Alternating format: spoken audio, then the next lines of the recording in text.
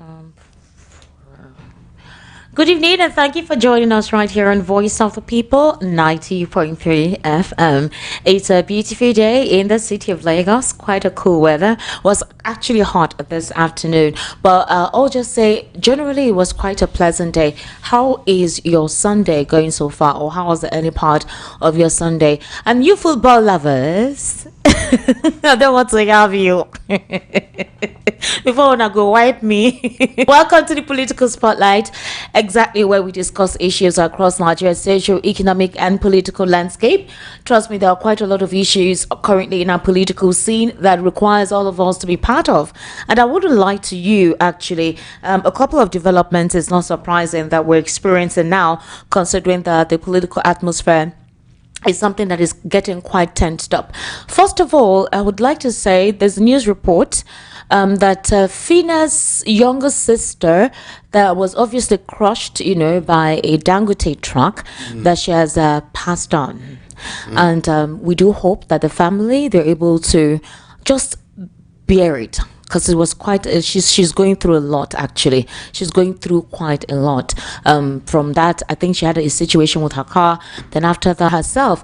So the sister of the big brother former winner, Fina, has reportedly passed away. The SUG president of Alchi Polytechnic made the sad news known on his Instagram story minutes ago. He shared a photo of her alongside a rest in peace and crying emoji. Kemi Filani reported a week back that Fina had called out businessman Aliko Dangote and his business Dangote Group over its truck which crashed into her sister. She claimed that the businessman and his company told the Nigerian police to remove the plate number on the truck. Threatening fire, she noted how the businessman only has money but isn't God. While Dangote Group released a press statement expressing its unwavering commitment to the well-being of Fina's sister, the company said it's ensuring full support for her, including comprehensive medical care and appropriate compensation.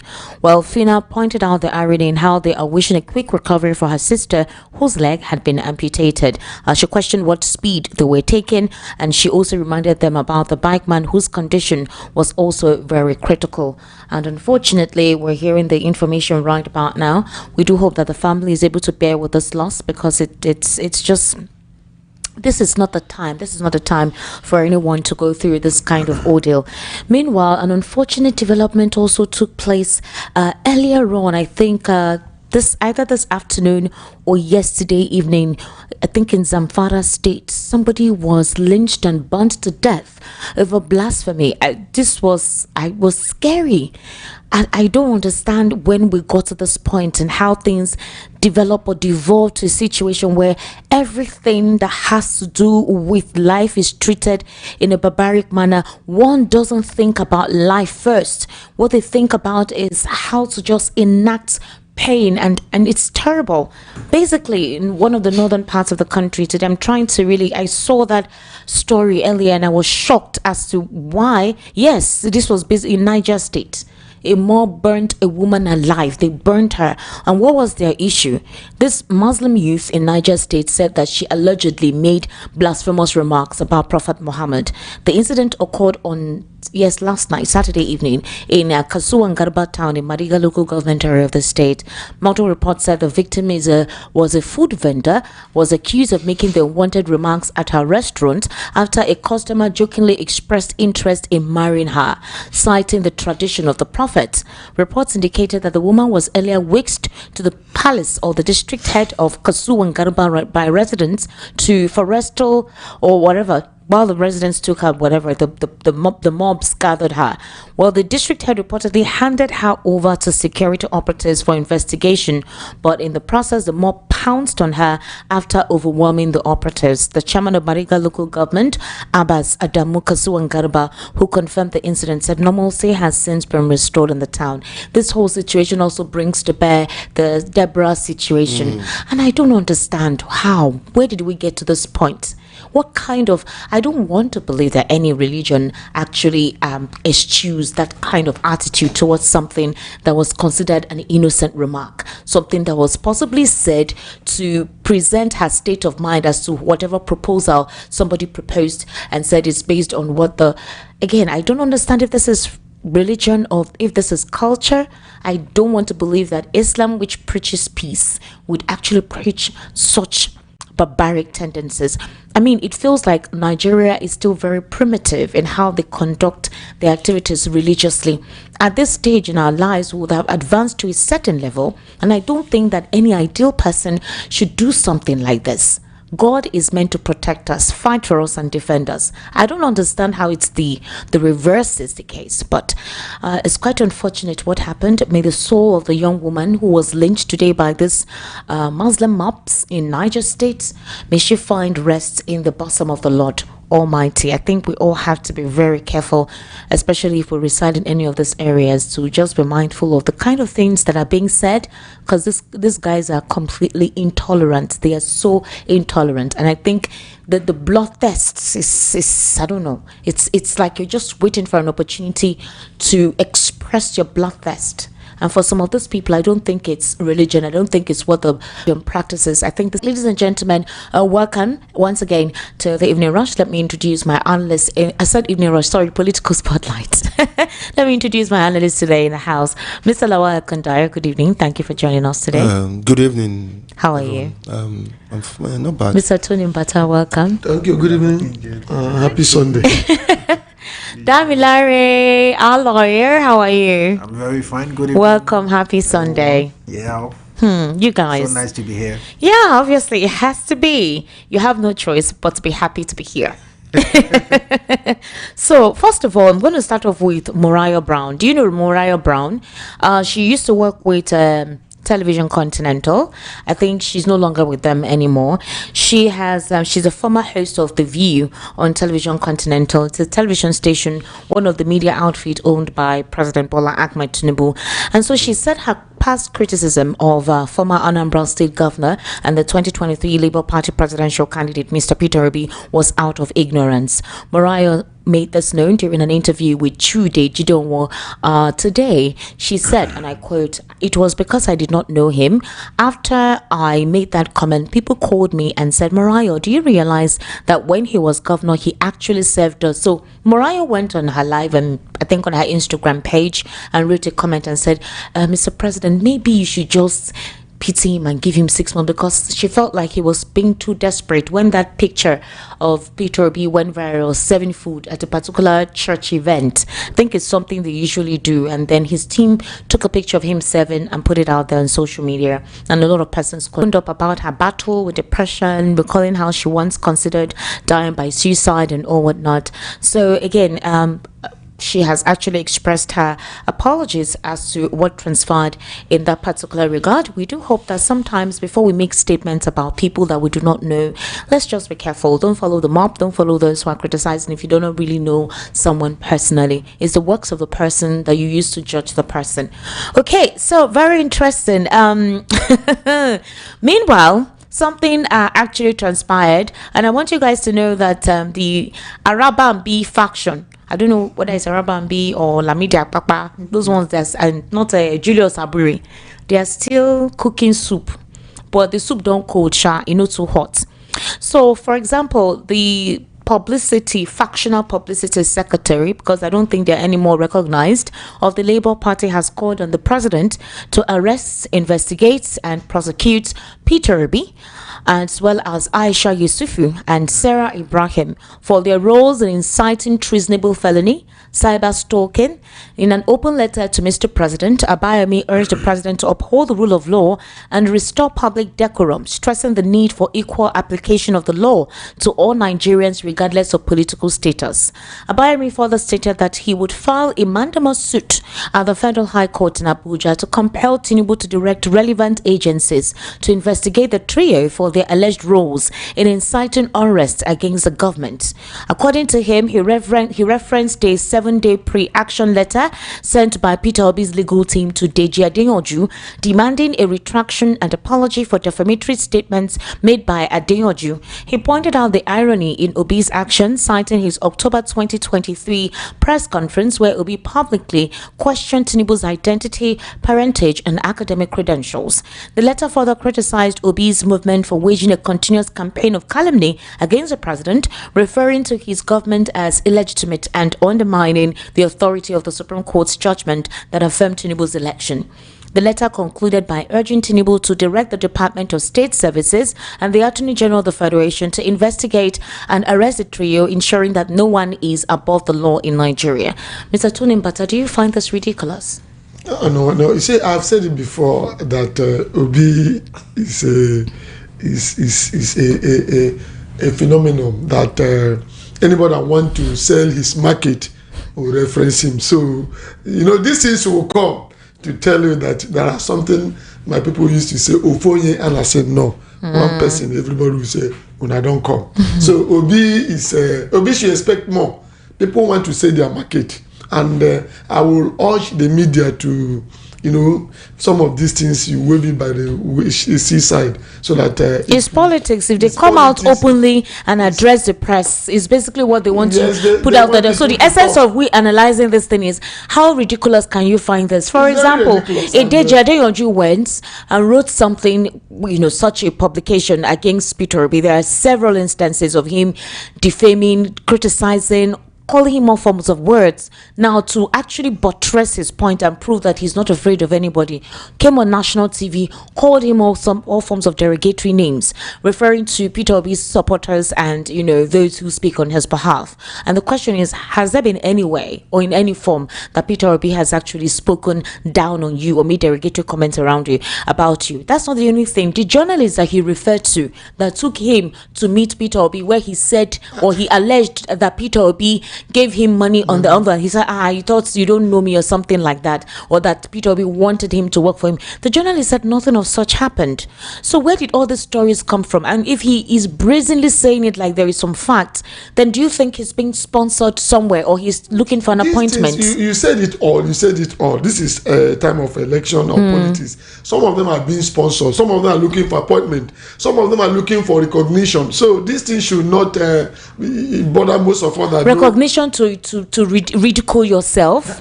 Some people are being their mind is sealed with wickedness and envy and jealous. Somebody can see you, Esther.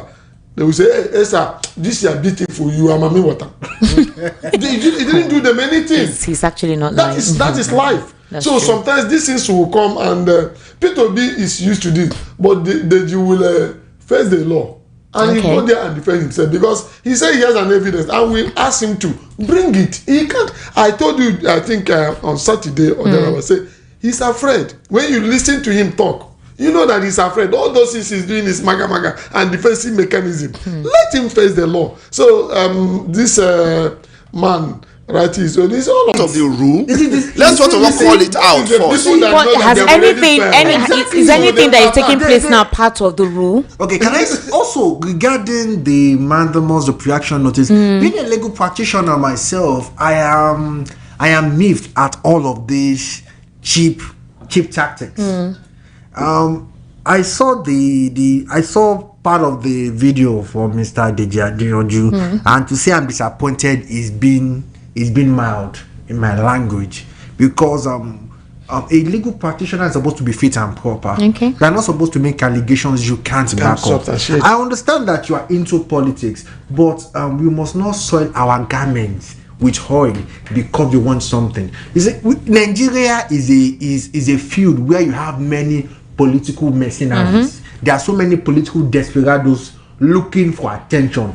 You would see that so many people trying to even sell themselves to ADC or APC or PDP now. Everybody now is either going on a podcast, going for an interview, tweeting attack somebody. Exactly. That is more important. And I believe it is the duty of the press to educate the people, and also the relevant peer pressure groups that we have. The people need to be educated, because you're here now. You're educating. But what is the role of government in all these things? That's why Mr. Lewa was a government that has been that takes joy in attacking opposition. So now saying that you are writing to the president to investigate. It's ridiculous. Just to tell you, they are looking for. You have said it all. So you have said it all. It's amazingly annoying. That I can put it. It is that. Some things can only happen in Nigeria. In Nigeria. Some things can only happen in this country. Nigeria, yes. Because It's like you started your own exam before the exam time. You're supposed to spend 2 hours in the hall. People have not even entered the hall. You are already inside. You have already started. You've collected. The examiner has given you paper. You've already started writing. I am not against mobilizing for election, getting your structure ready. You don't come on air. You don't come openly. You do that one underground. Do your consultation. Some things can only happen in Nigeria because the government all over the years has failed us. Remember, one of the presidents told us is do or die. National television. Grab it and run. Other person say grab it, kill and run. And we all saw it and nothing happened. Nothing. And we saw go to court. Nothing happened. And we saw where judiciary cannot even define and also rule against what they have judged before. It can only happen in Nigeria. Look at the one that is even happening in Rivers. We don't. That one is carved out of Nigeria. Yes, and Wike told us that. Rivers is totally carved out. It's a republic. You know that the local government elections, 20 LG local governments, APC won, and I think 3 of them PDP won. And then Wike is the one speaking on behalf of the state by telling us that the coast is clear. That Fubara may return by September 18. And the local government money. He said local government money will now be released to them. As if FCT minister who is no longer part of the is making this. He's making decisions. Where did the sole administrator where did Tinubu, the president of the Federal Republic, derive the power to remove you don't state the queue to elected democracy? That's why I said no. And judiciary keep quiet. Rivers is a republic. Rivers is a republic. We have Republic of Rivers State is what we have now. Republic of Rivers State. It's totally different from what we are doing in Nigeria now. Is the problem of this country. No, I'm trying to comprehend what transpired. No, Mr. Tony, I'm trying to comprehend how the FCT minister, who has his portfolio, has his jurisdiction, has been speaking lately like the official spokesperson of Rivers State. And it's obvious that with the just concluded local government elections that Nyesom Wike now has the foothold. He's now like the president of the Federal Republic of Nigeria's hold in Lagos, in Rivers. And my own question, was it legal for that local government elections to have been held in the absence of a constitutionally elected governor of the state under the purview of a military administrator? I want to understand. Is that constitutionally allowed that local government elections were conducted under the purview of a sole administrator, one not legally or constitutionally recognized as the governor of the state? And in fact, we should even look at it. No, I'm asking, as a lawyer, kindly tell me, what is the constitutional propensity? What I'm even saying is that, first of all, even the sole administrator is not supposed to be there. First of all, why don't we go to the root of this matter? Even the sole administrator. It's a nullity. In the first place, the state of emergency that was declared. Why? Esther, we know that's why that matter has never gone to court. That matter will never, because if it goes to court, it's in the court. You know why? No, listen. The matter, they will say, you know why? Because that matter, if you get to Supreme Court is going to have a big headache interpreting that thing. Because if the Supreme Court wants to favor the president decision, it will begin to say things that is, I don't know, maybe outside court, because I don't know which constitutional provision they are going to use to say that thing was right. That's why they are delaying it until the man comes back into the office. Haven't they done it before?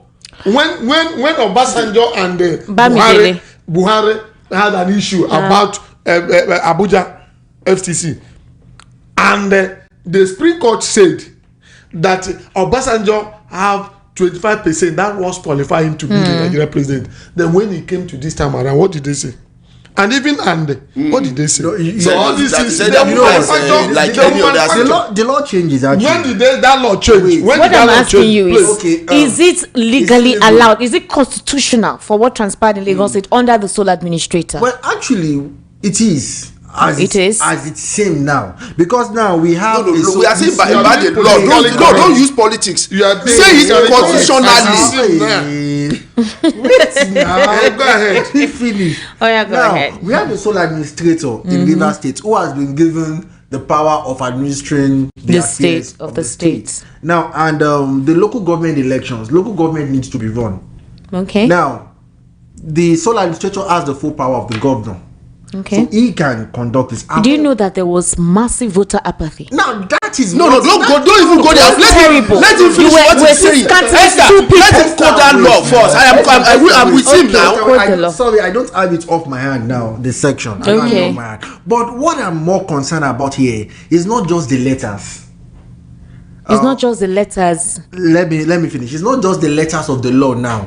We have to understand the peculiar situation of Rivers State. From onset, we also knew what was going on in Rivers State. Okay. We knew there was malice and there was mischief involved in the whole state of emergency, the whole sole administrator. It was a political swipe. Exactly. My question is, we're trying to sieve out the political swipe and the constitutionality of what transpired in this local government. Does he have the right constitutionally to conduct election? That's the question. That's what I'm asking. For election to be conducted. Mr. Lawal, you are going for how? No, you are on. I'm coming. You are on emergency. Listen, when you declare a martial law in an area, you want to tell me that after declaring the martial law, you will now do constitution, you do election. When you declare a martial law, everything ceases until that martial law is lifted. Okay, wait. In Ukraine, why have they not conducted election in Ukraine? Because there was a martial. The moment they were attacked, there was a martial law. Until that martial law is lifted, you cannot conduct, because the constitution. That means you are using another law entirely. The moment you put these people in office, of what authority are they using? Because you yourself, do you have any constitutional provision that say you can do this? Because the president put you there, to maintain law and order, not to conduct election. Okay, so wait. Let's speak to the lawyer, Bamidele. Legally, with the local government elections under the purview of the sole administrator, is it permitted? Yes. Legally and logically, it's permitted. So what happened is not against the law. What happened for me? I don't even think that election should have gone on. I'm asking a question. Legally, can. The constitution. Like I told you, I don't have it. It's under the powers of the fact that person there was put in by the president. Was put in by the president. And you also know that. You also know that. Wait now. Those elections couldn't wait until Fubara comes back. And that is what I was saying. That everything that happened was a political game. Okay, let me ask you a question. All the while that Fubara was not there, local governance wasn't running. Why we saying that local governments were not being given any fund? They were not given any fund. There were administrators that were appointed. They appointed administrators of local government. There was a ruling of the court. Yes, that's what I wanted to use for you. Released until when IBAs came, when elections were conducted. Wait, hold on, Mr. Lawal Kundayo. Let's get things in context so we're not rambling. Here is what I want to understand. The court order you're referring to, was it after the court said that all the funds for Rivers State be allocated back to the state? You remember that immediately Fubara was placed under suspension. The court, I think they said all the allocations and budget, whatever, should be released to IBAS. So are you referring to another court judgment after that? Yeah, that was a court judgment that said that for them to get the funds, they needed to conduct the local government. Was this not before the suspension? And yes, it was before this. I'm now talking about after the suspension. Immediately after the the sole administrator IBAS came on, the court this asked the CBN to release the funds, the withheld funds. It was released to him, and then all the civil service, they were all those in the civil service were asked to leave. They appointed administrators in those local governments. Are we saying that those guys were not being paid money? Those officials, those administrators to conduct local government activities, were they not paid money to do anything? Surely they will have been paid. Okay, so that they couldn't wait until, at least to follow legality and to wait until the suspension of Fubara is over for that election to be carried out. I'm just asking. For me, I believe they should have waited.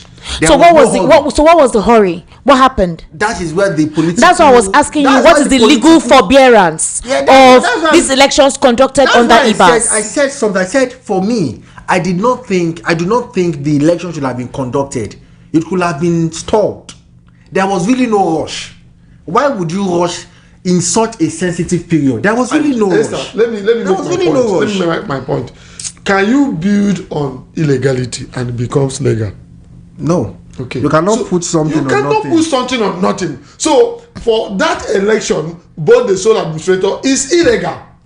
So let us wait. If the Attorney General of the Federation has actually permitted that what the president did was legal. That is what he said. No, he doesn't have the right to say that. Okay, it's quite unfortunate. But as it stands now, there was massive voter apathy, and APC won majorly. So let's just say finally Rivers has been taken over by the APC. No, he has been declared the Rivers Republic of Eastern State. Can I also ask a question? Ask a question, or you're supposed to respond to questions? No. Okay. Now, this issue of Wiki, and I said something that some things can only happen in Nigeria. We have seen Wiki do a lot of anti-party politics. And we're coming there. Because the PDP convention is coming up very soon. Okay, so let's look at the situation with there are fresh reports which emerged that a powerful bloc within the ADC, that is African Democratic Congress, is courting former President Goodluck Jonathan to fly its flag in the 2027 presidential election. Now, according to party insiders who spoke with the Nigerian Tribune, Jonathan is said to be giving serious thought to the proposal. However, he remains conflicted over his loyalty to the People's Democratic Party, which brought him to national prominence. A source also close to Jonathan and the ADC have confirmed on Friday that the former president is being positioned as a top contender by influential figures within the party, but that the ADC leadership believes Jonathan's candidacy could tilt the scales in its favor for 2027. However, Jonathan is reportedly hesitant about running on a platform that could pitch him against the Labour Party's Peter Obi, whom he believes enjoyed massive support from the Southeast during his 2015 campaign, and that they say that they are ready to restructure its zoning arrangement to accommodate Jonathan. Last week, this same ADC said that if Peter Obi, Atiku, and Amechi do not come to a consensus, they were going to run an open primary. They were waiting for them to have a consensus, but since Peter Obi says he's running on one term, Atiku did not back down. Obviously, he's running, and for him to run means he doesn't want to respect the gentleman agreement. Amechi vehemently said just on Friday that he's not stepping down for anybody. So they said that if they're not going to come to a consensus, that they were going to do what you call an open primary. Now we're hearing that if Jonathan does agree, they will zone their ticket to the south. So are you seeing the conflict of interest about the ADC? The question was my own headache. Okay. Go ahead, sir. Okay. You see, I've said it before, in politics, a lot of things will come up. And you will now see the wisdom of P2B not to fully declared that I'm an ADC man. Mm-hmm. And when Atiku sensed the danger too, Atiku piped low. But Atiku had already made initial mistake by resigning from PDP. Mm-hmm. And when he now realized, he hung it over there. And in politics, you will expect this. Most of these things may not even be happening. 2 or 3 persons may try to fuel it up so that people to see if people can buy the idea. And if you check thoroughly, it could be that nobody have ever approached Jonathan. Mm-hmm. And people are just speculating these things, making it look as if it is real. And I know that Jonathan, is not a desperate politician. You can't speak on behalf of anybody. I know. You cannot speak. You don't know Jonathan. Based on his antecedent, if Jonathan is a desperate politician like the people we have, that election of that time he lost that election 2019 wouldn't have happened. And he said it, that my ambition does not want a blood of a Nigerian. And Jonathan is not a desperate politician. All these things are arithmetic calculation that politicians are doing in order to see if people can buy into this. So these things will all fade away. I'm telling you. As of last week Friday, when we heard about this, we were told that Jonathan did not say he's not running. And that he did not say he's running. I think it was a brother who came to speak on his behalf. His brother. It was his cousin. Yeah, that was the brother, someone who came to speak on his behalf by saying that any of those reports saying that he's not running is actually false, is untrue, and it's fake. But let's listen to Jonathan's wife, Mommy P. Let's hear what she has to say. Because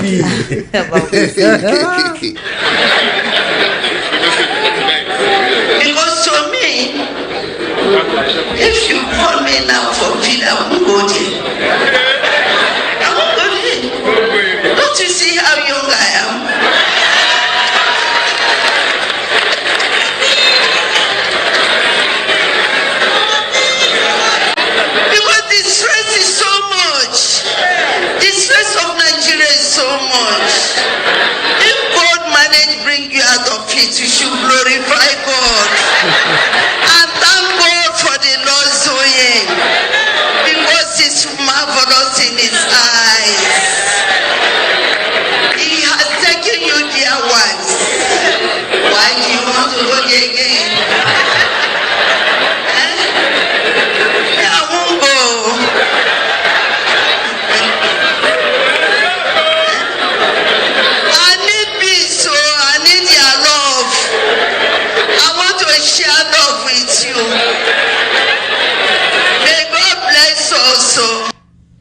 Okay, so Mami P has spoken. May God bless us. So in other words, I mean, what are we going there for? So I think Jonathan is trying to weigh his options properly. Maybe some form of assurance if legally he can come back again. But like you've made a point. But do you believe what Mama P is saying?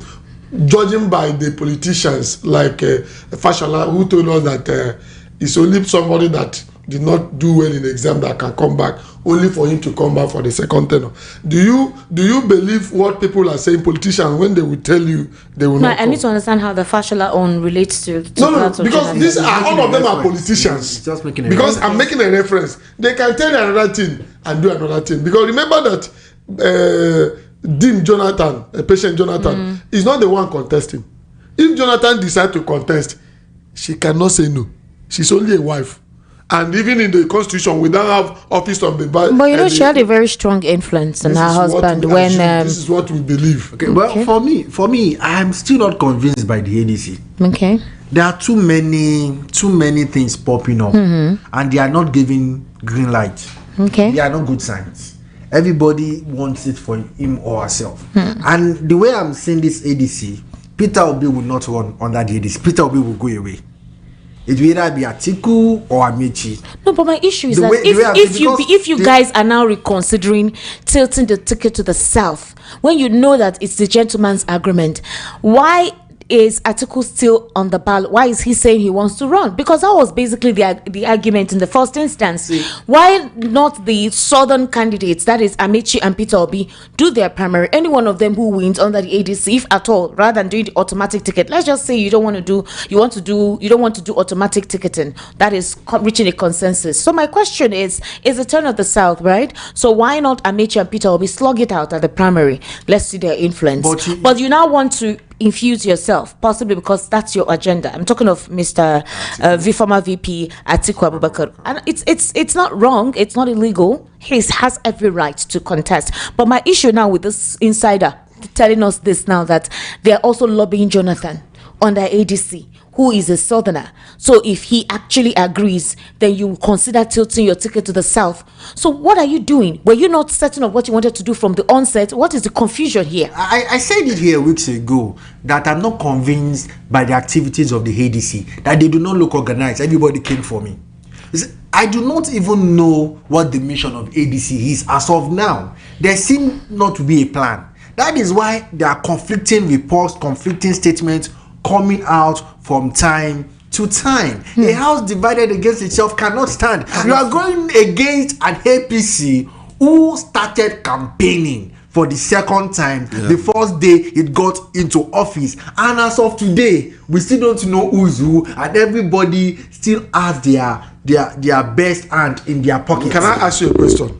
Have you seen any of these news or conflicting reports that people are reading on the social media or whatever from official handle of the ADC? Mr. Tony Bata, let me tell you something. What these politicians do, you don't have to wait for the official handle. They know what they're doing. There's what they call baiting. Okay. You want to hear, that's why they don't confirm, they don't put their names out there. Okay. This is on most of the platforms. They just use their not great. It's normal. The presidency do it. The current political party, they all do it. Okay. They'll throw a bait out and get to feel the pulse of people. When the ADC came on board, everybody was happy, wasn't it? Yeah. And then when Peter Obi was part of it, they were all happy, isn't it? So what was the next thing? We heard that there's a possibility that we're going to give the ticket to Peter Obi. Later we heard that there's a tendency that Peter Obi wanted to be vice to Atiku. So they throw this bait out for us to have these conversations, feel the pulse and reaction of people before they make decisions. When you hear insider sources, why don't we wait and see what will come out? We are preempting this. You're not preempting. We're discussing what was said. We're discussing it. There's no preempting. There's no preemption. There's no preemption. Because you said I am not preempting. I am telling you what was said. So I'm asking. It's a question. Why would you decide that initially last week Bolaji Abdullahi, let me call him factional spokesperson, because there are still issues about the legal authenticity of the management or the board of trustees of the ADC. There are still talks about the whole David Mark thing. So let's just say now, Bolaji Abdullahi came and said last week that if these individuals do not reach a consensus, they may actually, that means come together and say, let's go for this person, they will do an open primary. And then today, inside sources are telling us that they're also lobbying Jonathan to join ADC, while PDP is also doing the same thing. Meanwhile, Festus Keyamo, speaking on behalf of the PDP, well, what political party is Festus Keyamo? I want to understand. I think he's a freelancer. He was offering free advice to them. Manager, the battle act of APC. He's a freelancer. What do you call the name again? And what happened? Don't be derogatory. So, no, don't do what that caller did the other day. Don't do that one. Moving on.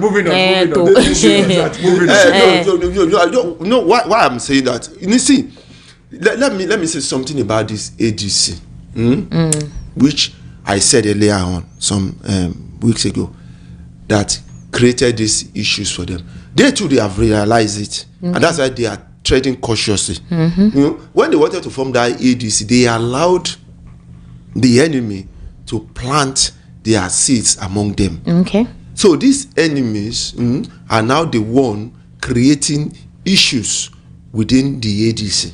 That's why many of them are being careful now. Well, Atiku wanted to declare, he couldn't. Obi said, I'm with Labour. I'm also, I'm a Labour. Yes, I'm part of many of them. You know, because sometimes I wonder, what is somebody like Amici doing in ADC? You get, and he's saying it so bold as if he has something to sell to the people. Have not seen what he's going to sell, and he's saying it as if he was going to mass up. So where you are part of the last administration, you are even a member of the party, the same party, and you quickly left that party, you join ADC, and then you want to be the president. You can see that it doesn't make sense. Now you understand my being with ADC. It doesn't. There are too many bad eggs. How many minutes he didn't resign? But it's already in the coalition and it's already fighting. Initially, everybody was happy and people. Yes, because we didn't have, there were no viable opposition. Verify the people that are coming in. So just allow so many people. That's why most of the things that will be trending, people should we discuss about it and watch for the final whatever that will come out from the party, so that we know that the party, this is what the party said. Because based on what Mr. Kunda is saying, a lot of people will be telling us certain things that is not from ADC, as if it's part from the ADC. That's why I say, let us wait. Very soon, ADC will make their own official statement of where they are going, what they want to do.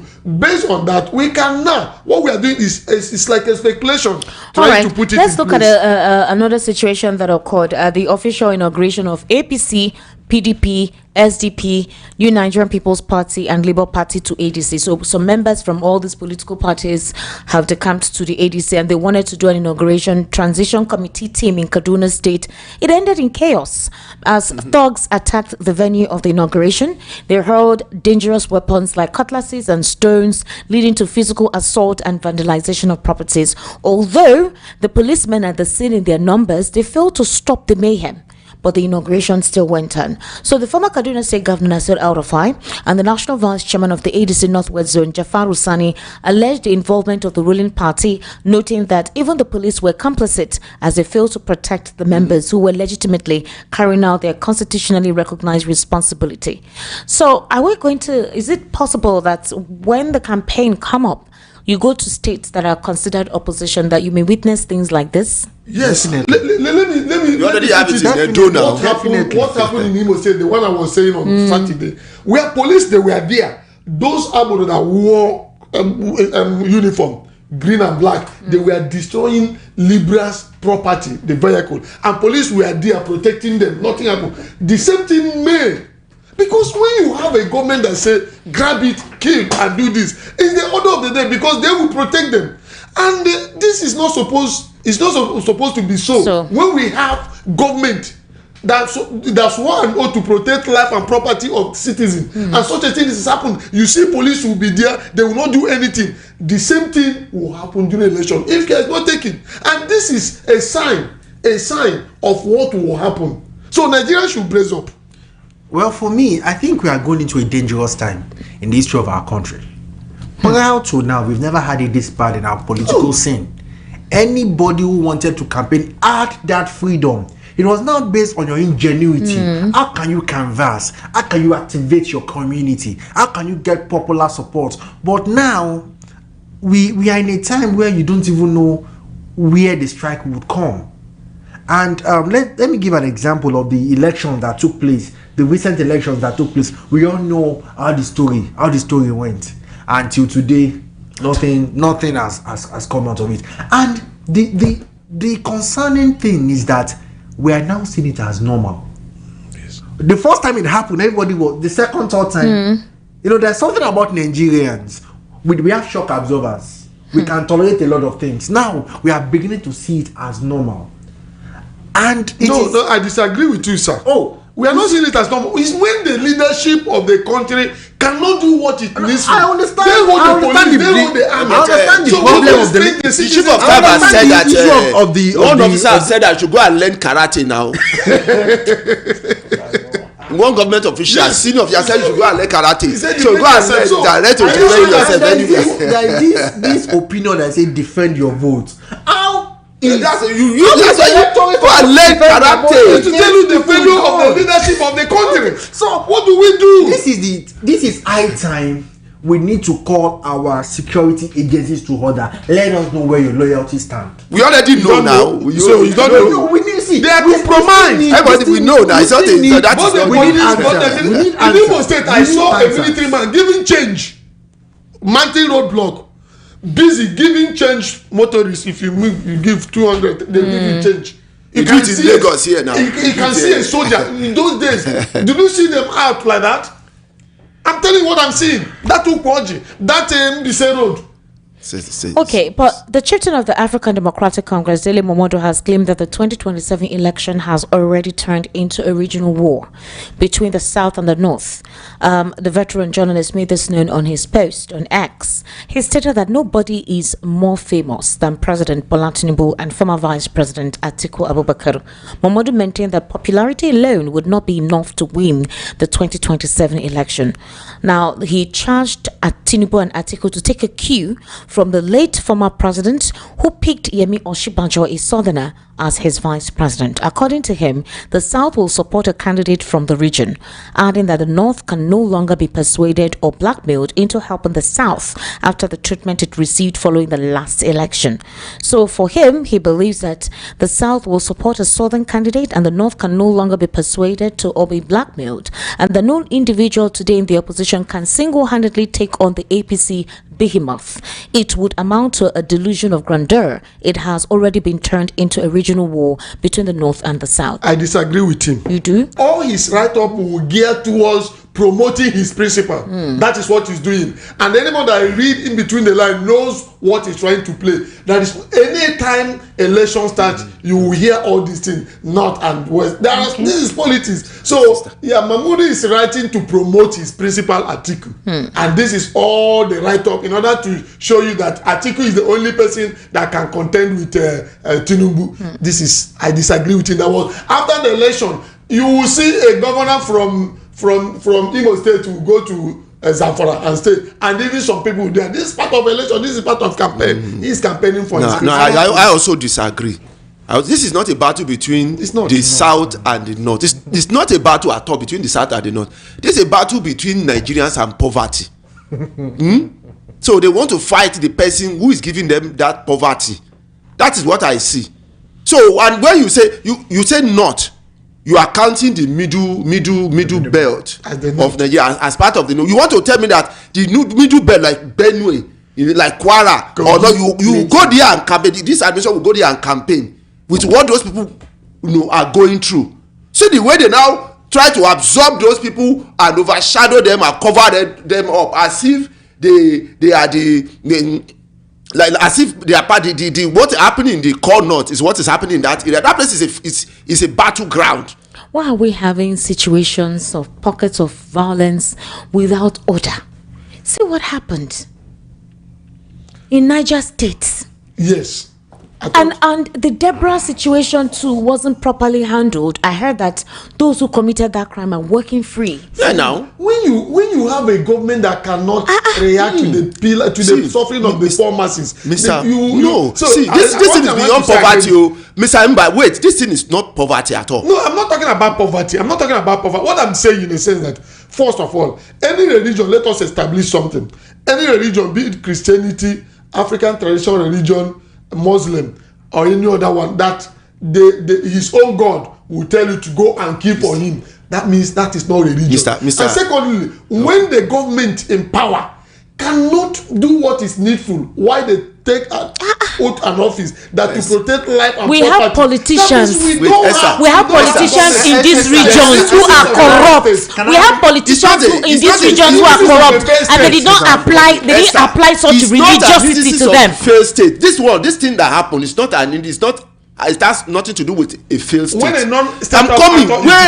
Wait, I'm coming. Let me it's a mob that do not have any identification. Wait, listen. I want to explain something. See, if you look at Nigerian constitution, okay, the Nigerian constitution is divided into two. We have the normal constitution, and then we have the Sharia in that constitution, and that Sharia allow them to make use of. Are you saying something? No. Continue. Go on. Because in Nigeria, wait. If you say Sharia law will be applied, won't you go to the Sharia court? No. There was no trial. Listen, that was why there was no trial. No. Please, please. Lawyer, no. Tell me whether there's no Sharia. Nobody is saying there is no Sharia, but the manner with which you're describing the method is not how it does. It happens. Please go ahead. In Nigeria constitution, there is no Sharia constitution. We only have one constitution. We understand the role of Islamic jurisprudence in our law. Because no. Allow him now. He's a lawyer, Mr. Lawal. He's a lawyer. That's his problem. You're not a lawyer now. That's his problem. I'm talking about constitution. That's his area of expertise, Mr. Lawal. I have constitution. I have constitution. I brought it to this studio many times. Mr. Lawal, Mr. Damilare, please, Mr. Damilare, educate us. He's not saying there is no Sharia. Listen to understand him, Mr. Lawal. Listen to understand him.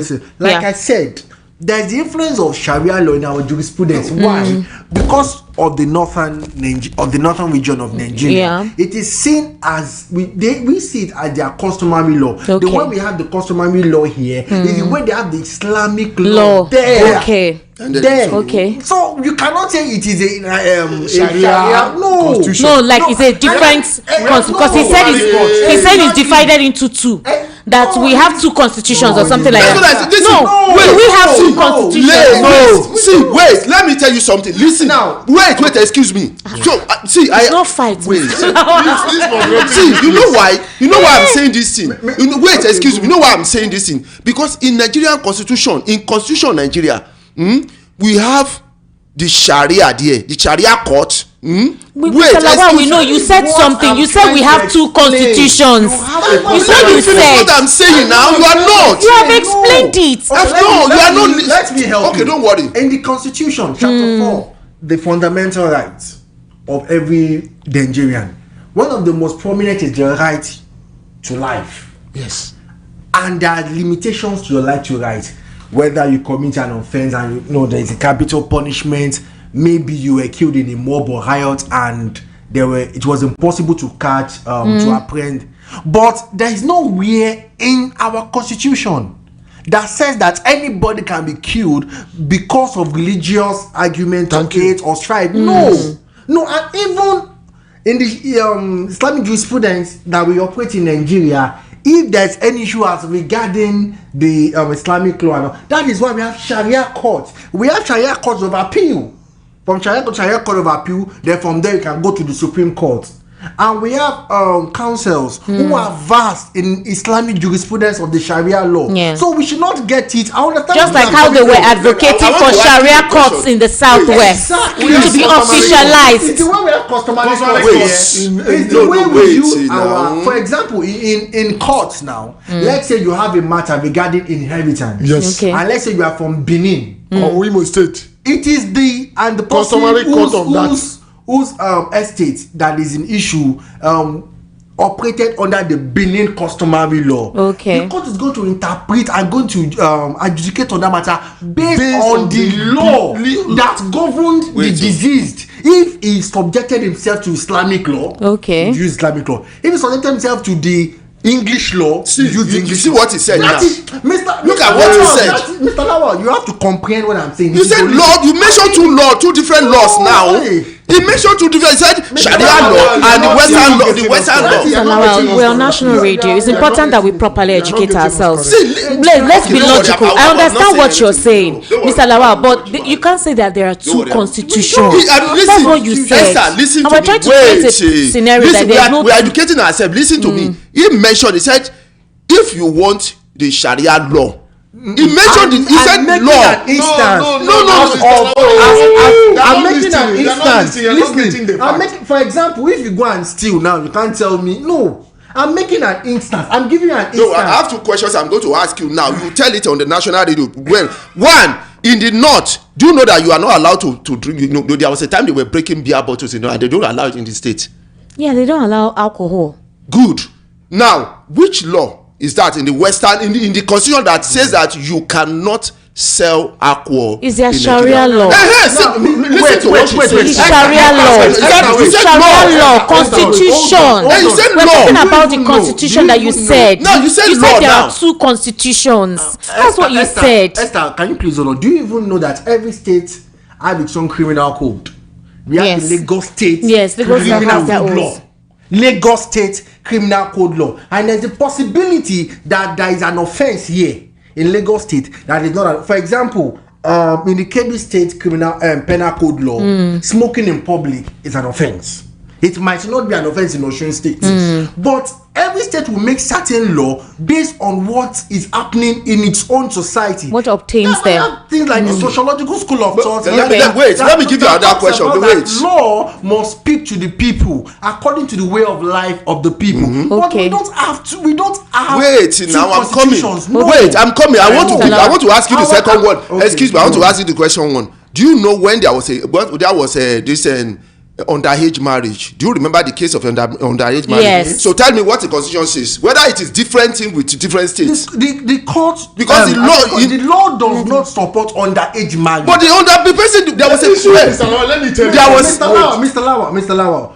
The law, our law does not support underage marriage. We have the Child Rights Act. But there was a senator, I think, a rep that Mr. Lawal, there is presence of Sharia law, agreed. The bone of contention here that made me ask him to explain, because that is his legal field, that is his profession, is that you said there are two constitutions, and we're on national radio. We cannot educate people like that. So we're asking, what is the first constitution and the second constitution? Are we operating two different constitutions? We can't say that there are two different constitutions. So it's what we're asking him to break down for us, and that's what he's explaining. So maybe you can rephrase that term of two constitutions. That's what I'm saying. We understand where you're coming from, but don't say that there are two constitutions. And the second, so maybe you can rephrase it. I've bypassed that one. I just mentioned as a practice. I didn't say in paper. I said as a practice. Wait, excuse me. You know what I'm saying, that there was a time there was an underage marriage by Mr. a public figure. Listen, wait. Arguing what you're saying. We're just saying that. Don't say that there are two constitutions. No, wait. I said what I'm trying to say is that in practice, we have one constitution in practice. But when it comes to some certain cases, you see that they will not tell that no, this is the way it's supposed to in my religion. You get it, and then you now begin to have a split in that area and begin to say in practice, why are we having two splits? It's supposed to be one. Like that one I told him about the you can't tell me that in Nigeria I cannot sell beer. I'm not drinking. You now tell me no, in my state you have to break it. Now if you break it, can I not say that it's a case of there's a case of violence or something? Because they collect VAT from those drinks, and then they destroy the drinks. And then destroy it. I'm not tax reform that happened with the new tax act that happened. Now we have to understand that we have the National Assembly that makes the law for the federation. We have the State National Assembly that makes law for the state. And we even have in the local government they make bylaws. We have 3 tiers of government for a reason. Yes. We have 3 tiers of government for a reason. And also you can check all around the world. All around the world.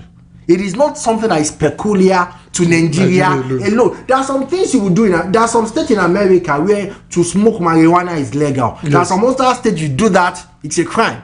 But what will the Supreme Court? I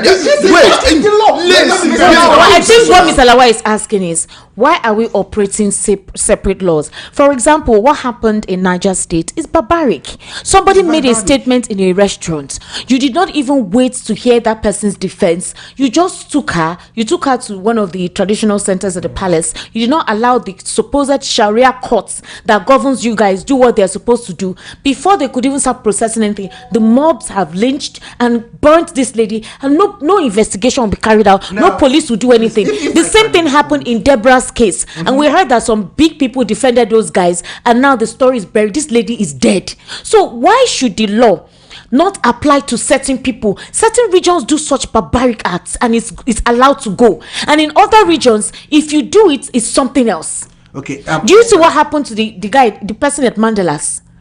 He's now being treated in the hospital, but he'll be sticking to court and he'll pay for the crime of that young man that has passed on. So why are some certain things allowed in certain regions and it's not supposedly part of the constitution? Esther, the killing is illegal. A culpable homicide has been committed. That is what the law says. This is not a law problem. This is not a law problem. Let us not misunderstand. When you finish, I will come to political aspect of it. Exactly. When you finish, that is not a law problem. No, yes. It is not a problem of our law. In fact, we have very good laws. You'll be shocked when you look at statutes and you see the laws that we have. That they are very on paper. They are up there. But when it comes to the place of implementation, we have to understand how this thing works. The legislature will make the law. It is left for the agents of the executive to implement them. A legislator who made the law in the chambers would not go out there to make arrests. The question we should be asking is, the Commissioner of Police Niger State, what have you done? Area commander over there, what have you done? District police officer, what have you done? We see, the problem with us is we like to blame everything on the president, the governor. No. Let me come in, sir, because you have made when the issue of Deborah happened, I was in the north. I lived in the north then, so it was not a northern thing, or let me not say it's not like a Nigerian thing. For example, let me make reference to the issue of the girl that was killed by a Dangote truck. Is this the first time Dangote truck would let's say accidentally maybe injure or kill someone? No. But before now, has anything been done? If not that the sister to the deceased sister is a celebrity, will you hear anything about it? Then we can also use the same logic applies to it. We are in a country where the certain laws do not apply to certain people because of political reasons. God bless you, sir. Let me tell you something. Nepotism. Let me take it from there, sir. Go on, sir. Let me take it from there. You see, you have explained our laws. If you read our laws, we have a very fantastic laws. But because of political reasons, some of these leaders, in quote and unquote, who want to protect some people in order to achieve their own political end. So when it happened to some certain people, that's why I was saying that, you know, in those days they say they have population. If you do this, they not to come together and vote against you. And people will be afraid. That fear theory that I have been using since, it is what is happening. That the mob action is illegal in everywhere, even in their Sharia law. Go and check, even in customary court, you will see all these things. But the implementation, you now ask the governor, what did you do? If the governor want to do something, now they will call him. Remember, this is Islamic State. You are not coming back again. I'm just giving an example. The governor will suspend. If the local government chairman want to do something, they will not, you know, these things are what I still blame the leadership. It's a leadership problem. Because if the presidency or the president, who is the commander-in-chief of the armed forces, can stick and say, do this, and he will do. But because of his own political aggrandizement or political benefit, most of these things, he will close his eye. That is, so it's not about the law, it's about the implementation for the leadership of this country to do the needful. Let me also ask you a question. Like he said about the Middle Belt, the North Central. Now, have you noticed we don't hear much news about Benue Plateau again? Does that mean there is peace there? No. So what has the security agencies, what have they done? What have they done? You see, like I said, it's not an isolated situation. It's a Nigerian problem. And it's a leadership problem. When you say the problem of Nigeria is leadership, don't blame Nigerians. Nigerians are wonderful people. I'm not blaming the problem Nigeria. of Nigeria is leadership. We don't have rightful leaders or rightful it's quite unfortunate. What happened? So anytime people can just be primitive, carry barbaric issues, and it doesn't make sense. Governor of Niger State, what did he say? Doesn't make sense. Police in Niger State, what did he say? The area commander. The area commander. What did he say? Nothing. Nobody will be apprehended.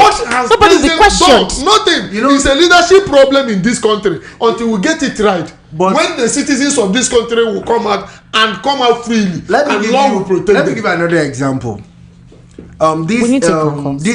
Just one example now. This election malpractice.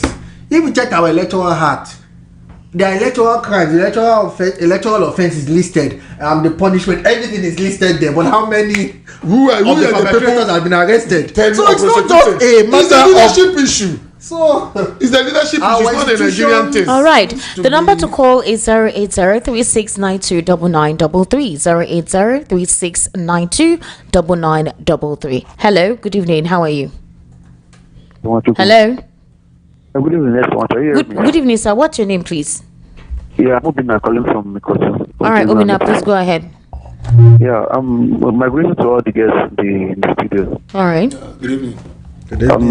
You see, Nigeria has turned to what I call it a game.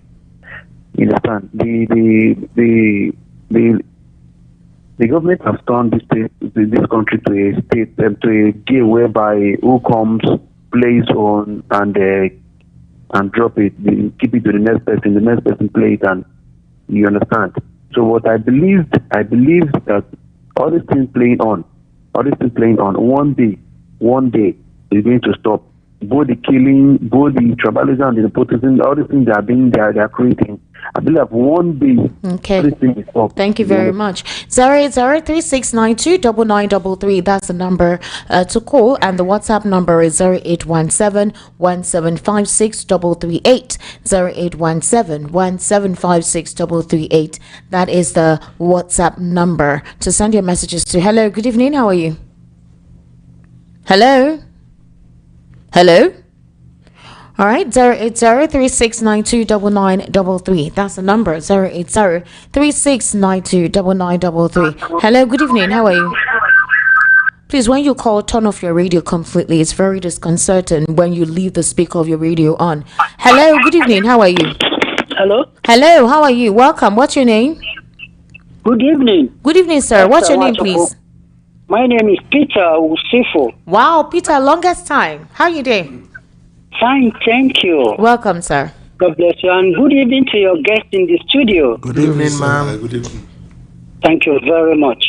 Actually, I want to, talk on the salaries of our lecturers. I don't know if that was not part of the conversation, sir. Please, it's the political spotlight today. Okay, I did not listen to the conversation before. Thank you very much, sir. God bless you. 080-3692-9933. That's the number. 080-3692-9933. Hello, good evening. How are you? Hello, Madam Minister. Welcome, sir. How are you, sir? Yes, I'm fine. I get all the game, Mr. Mbaka and the other guest. Thank you. You have Alexo here. See, your guests have said it. We lack leadership in this country. Okay, who is going to be able to implement this? Because when you come to election now, they always manipulate. They have wrong people giving wrong results. Who are we going to hold accountable that will be able to give us the right leader?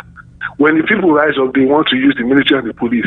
We want this country to be better for you and me, and for all those that are even supporting evil, because they don't know what they are doing to themselves.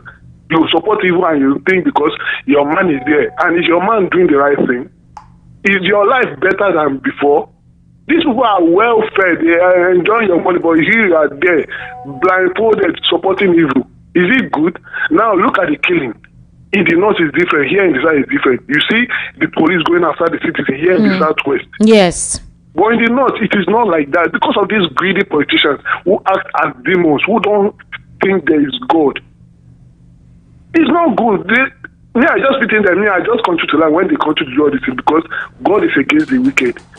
You understand? For those who don't believe that there is God, they will always receive their punishment. All but right. one day I know we'll get this nation back. Amen. Thank you you very much. Thank you. Festus Keyamo recently spoke that it's too late that the PDP zoned its ticket to the south and that it will not make sense for them to actually zone it, give it to Atiku Abubakar. Neither does it make sense for them to give it to a Peter Obi. So is he saying that the PDP should not field any candidates? See, what is the essence of that advice? As in, he came out to give his advice. Don't listen to these people. Who call him to come and give PDP advice? The man who was moving from one TV station to another, one media to another. Who called him to come and give job among them? So PDP should not. Come on. They're all working for their own principle. They know what they're doing. Hello, good evening. How are you? Yes. Hello. Hello. Good evening, sir. Welcome. Good evening. How are you doing, Esther? Sir, welcome, sir. Good evening. What's your name, please? Simon, calling from Abuleta. All right, Mr. Simon. Kindly go ahead. So the case, the Deborah's case, the government of Sokoto State even sent lawyers to defend the perpetrators. So if that kind of thing happen, there's no hope for that, as in, because if political leaders are in support of such things, you know that means there's nothing the people can do. So when one of your colleagues in the studio was saying that there are two laws in Nigeria, he is correct. The law that is operating in the north is different from the law that is operating in the south. So the only hope we have is those of us in the south, we just have to be careful anytime we find ourselves there. Yeah, that's very true. There's nothing like your right, or you don't, as in Nigeria, we don't have any rights. All those things are just on paper. There's no right. Let's not just deceive ourselves. Look at the Rivers State issue. Do you think the Rivers people have rights? They don't have any rights. When the president can unilaterally remove an elected person just like him, when the constitution says he does not have the power to do that. So when Nigerians give up, we can't blame them. Because the leadership, when the leaders are in support of evil, what can the people do? Thank you very much. Thank you for calling. 08036929933. That's the number to call. 08036929933. Hello, good evening. How are you? Yeah, good evening. Welcome, sir. What's your name, please? My name is Kingsley. Can you speak up, sir, please? Kingsley. Your name is? Kingsley. Kingsley, okay. Location, please. You sound faint. Hello? Yeah, go ahead. Location, sir. Yeah, what I'm trying to say is that, you see, the law of the land in Nigeria, the constitution is the supreme organic law we have. There is no other law, whether Sharia or whichever name called, is above the constitution. Every other law must take effect from the constitution. And if any provision of that law is contrary to the provision of the constitution, it is unconstitutional, null and void. So what happened in that area you are talking about, Niger State, is totally unconstitutional. Because if it is not in that in the constitution, which is the supreme organic law of the land, and somebody now say it's Sharia, and Sharia is under the constitution, and Sharia is supposed to take its power from the constitution, not the constitution taking power from the Sharia. Sharia must be under the constitution. No law is above the constitution. So that action is barbaric, it's unconstitutional, it's null and void, and the police should be well responsible for not arresting those people. That's my own position. Thank you. Thank you very much. Let me take a few messages. Good evening, Esther and your guest. Mr. Tony, I understand your thoughts. There are a lot of speculations out there. Point of correction, GEJ lost to Buhari in 2015, not 2019. Amici can't win primaries in ADC. Mr. Peter Obi is still strategizing.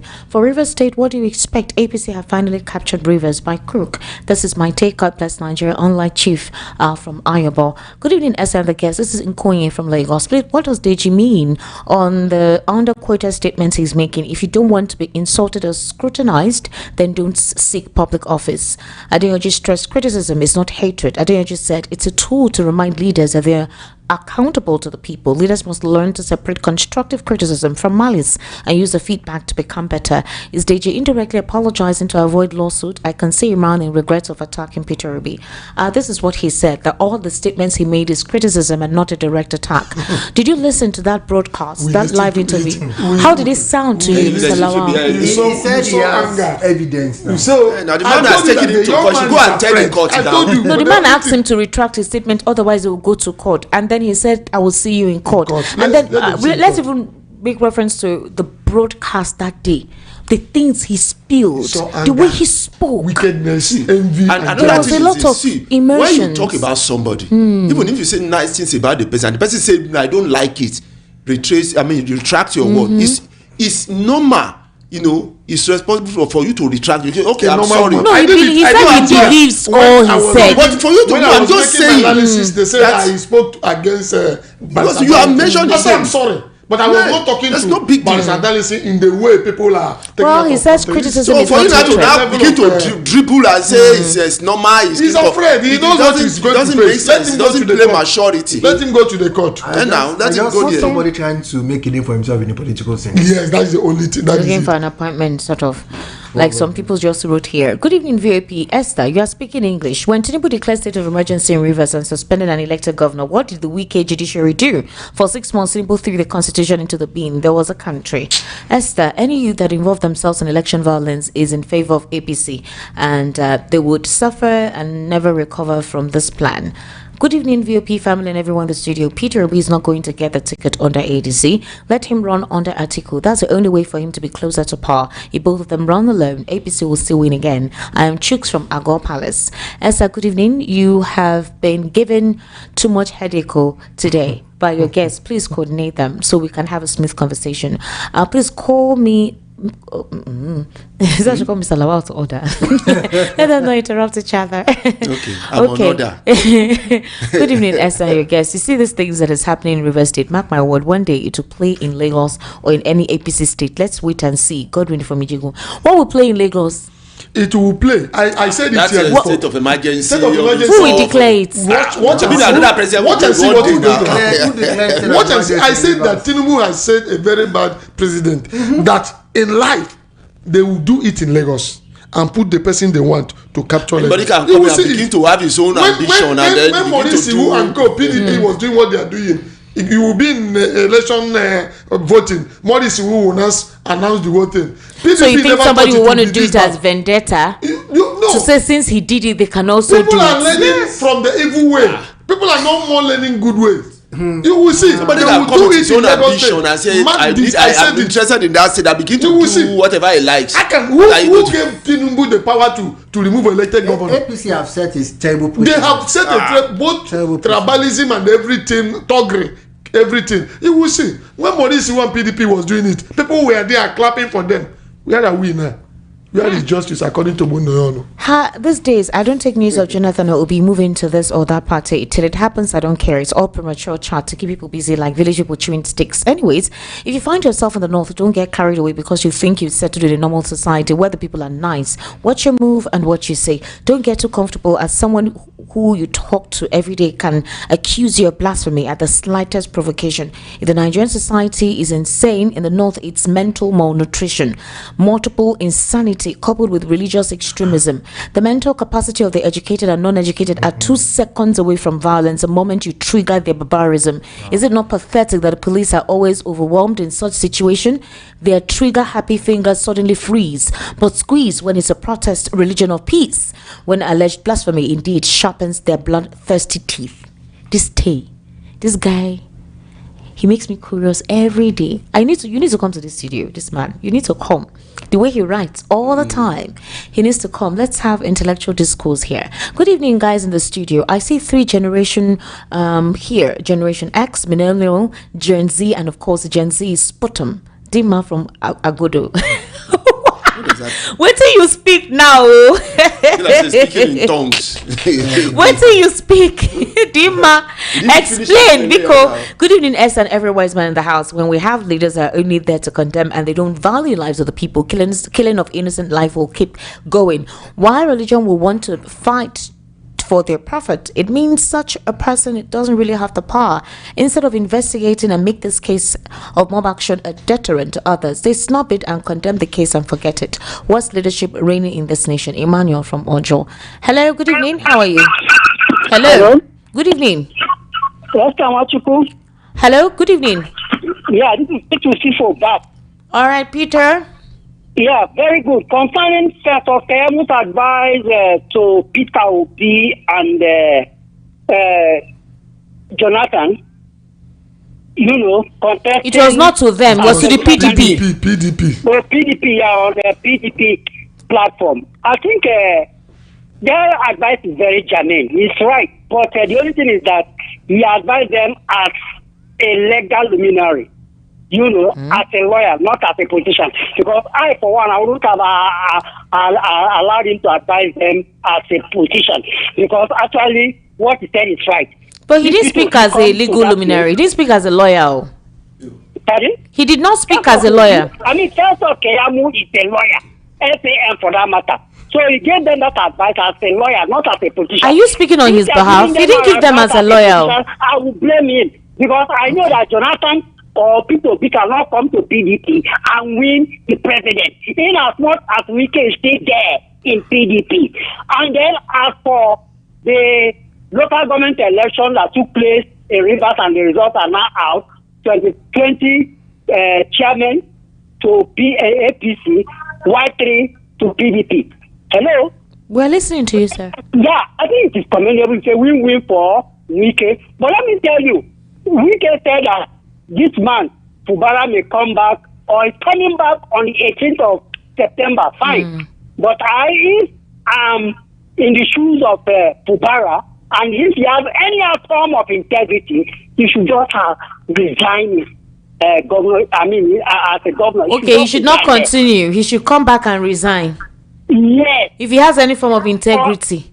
Any form of integrity in him. All right, thank you very much, Peter. He said that the election is commendable. No, but he's also saying that Fubara, instead of him to continue, if he has any form of integrity, he didn't tell Wike. He didn't say anything about Wike's own is commendable. Hello, good evening. Yeah, good evening, Esther. Welcome, sir. Thank you very much. My name is Malam Bello Usman. I am calling you from Woodville, Kano State. All right, Mr. Bello. Okay, good. Thank you very much. You see, somebody like Faisal Kiyamo, what is his name? Actually, I don't much care about whatever his name may be, but he said his name is Faisal Kiyamo, right? Then somebody like him should keep his advice to himself. And for Wike is just doing whatever he's doing in either River State or South East. Somebody like Wike, in where I come from, the South State, is just like a rag. We don't recognize somebody like Wike because Wike, he has a woman. He's just like a Nebuchadnezzar in the Bible. I know it's about, but Wike is just like Nebuchadnezzar in the Bible that God have rejected him. He became a beast very, very soon. After 2027 election, it's now Wike will become like a Nebuchadnezzar that feeds with grass in the wilderness for years. Malam Bello. Thank you very much. He will no longer political relevance in the country. That is number one. Then number two, inshallah, Obi and Atiku, they are just like a bulldozer come 2027. So somebody like Tinubu cannot stand their way. When somebody like Tinubu stand on their way, come 2027, they will crush him to the power, inshallah, by the grace of God. Wike, in fact, the issue with somebody said that somebody like Wike is there. Who is Wike? But as far as I'm concerned, somebody like Wike is just a rag, is a slave. Who is Wike? All right, thank you, Malam Bello. Thank you so much. Good evening, Madam S and the honorable guests in the studio. My take is failure on leadership. It's what either promotes any developed state or society where peace, justice, and rules of law are interpreted as they are without favor, irrespective of who you are. But in Nigeria, the case is different. Nigeria seems to be lawless and it's being captured. Greetings to you all. It's good Deji Adeyanju is watering down his immature and senseless outburst. My greatest surprise was how some people were supporting and justifying it here initially. It shows how low and unwholesome the society has condescended. May God save our land. Amici from Mafuluku here. Did anybody support DG's No, outburst? saying, yeah. Okay, the callers. Well, good evening, S and the guests. In 2023, Obedient won an INEC. Elrufai probably rigged it. They said it on national TV. If Tinubu won, he should have sued them. All the people saying Obi should run under Atiku are just wasting their time. Dayo Kuala Peter is an ABC. All right, I think we need to wrap up. Good evening, S. I just want to state APC malicious strategic plan to win 2027 elections. Thugs will be recruited nationwide to scare away voters, bribe opposition polling units, agents, INEC officials are to go home with a big amount of cash on election day in order to manipulate results. Police, military will be taken care of so that they will overlook ballot box snatching. Opposition strategic plan are secret because APC malls are in action. Chike from Akpakpa. Mr. Tony Bata, in a few seconds, what's your final take? My final take is that Nigerians will not lose hope. One day we'll get our country back. Mr. Lawal Kandaya. We should remember that we are all humans. You were not born with anything. Okay. So you just came to know all those things when you matured. Okay. So we should see ourselves as brothers, and we should protect one another. That's how we can live well, and God can reward us. Okay. Don't let us be divided over anything. All right. Now, in reference to, I need you to help us contextualize. We have the penal code and we have the criminal code. Okay. Explain it. Yeah, because it seems in the south we practice criminal code, in the north we do penal code. And that's where the whole two different laws come in. I think that's the reference. That's what you're trying to refer that's to. what I'm trying to say. Like it's just English, so to speak. Yeah, what the criminal code does. For example, the criminal code of Lagos State, what it does in Lagos is what the penal code law of, let's say, Kano State would do in Kano. Okay. So they are the same thing, but each state have their own penal or criminal code, all right, respectively. All right, thank you very much. We've wrapped up. We have a program coming up now. Ladies and gentlemen, I'll see you tomorrow on the Evening Rush. My name is Esther Wachuku. Bye for now.